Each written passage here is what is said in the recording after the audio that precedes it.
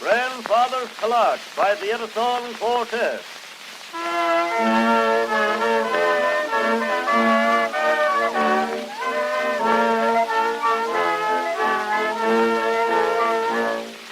My grandfather's clock was too large for the shelf, so it stood 19 years on the floor. It was taller by half than the old man himself, so it weighed not a penny.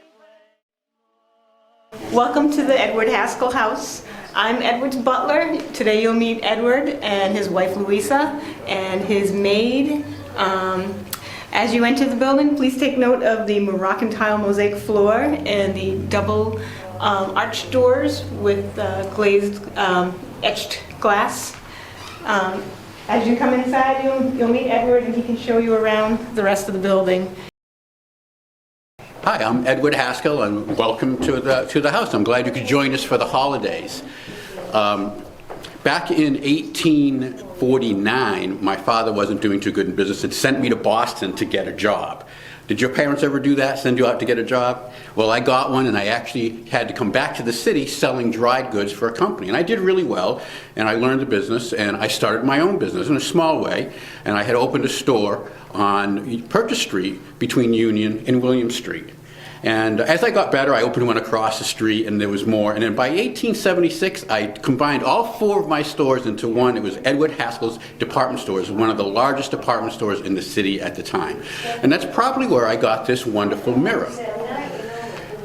So it was very ornate and I probably got it at the store. And the other thing I would like you to look at is the beautiful archways around the doorways with the center decoration, the molding and trim around the beautiful windows, the wallpapered ceiling in this room, and a small but important fact, the mortgage medallion. When the mortgage was paid off, they would receive it and they would put it into this newel post and put a medallion on the top. Sometimes it was wood or ivory or different material. The other thing I'd like you to notice is when you go up the stairs here, there's a little niche on the side. That's called a coffin corner. So if they had to bring a coffin down the stairs, they needed that extra space to make the curve. At this point, you can go up and meet my wife, Louisa Haskell. She'll tell you more about me, and you'll get to also see my Irish maid, Mary. She will tell you nothing about me because she's paid very well. Good afternoon. It's wonderful for you to come and visit us during the holiday season. I am Louisa, Mrs. Haskell. Edward and I met when I was 23 years old. We were introduced by my father. He was the vice president of the 5-cent savings bank and the treasurer for Pearpoint Manufacturing. Edward had lost his wife and had a young son, so father thought it would be nice if we were introduced. Well, Edward was very, very charming, and he asked me to marry him, so I said yes. And so he moved me here into this beautiful home, and if you look above you, you get to see our beautiful skylight that let in light from 3 floors. And, you might want to go into the dining room. I think our maid is setting up for our Christmas dinner. Thank you for joining us. Hello, please come in. My name is Mary Tracy and I'm one of the 3 live-in servants here for the Haskells. Most of my duties are here in the dining room. My job is to see that the table is set according to Mrs. Haskell's directions. Also, I meet with Mrs. Haskell on a daily basis to plan perhaps just the family meals, or if they're planning a dinner party for a group of friends. Sometimes Mrs. Haskell has some of her ladies from the Horticultural Society over for tea in the afternoon. I usually help to coordinate the kitchen staff with the cooking and the serving of the meals. And let me tell you, there are times when it is most difficult to coordinate all those people.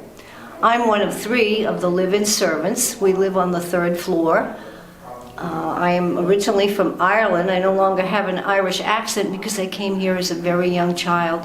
And I must say, I am deeply pleased to be employed here. Mr. and Mrs. Haskell are wonderful people.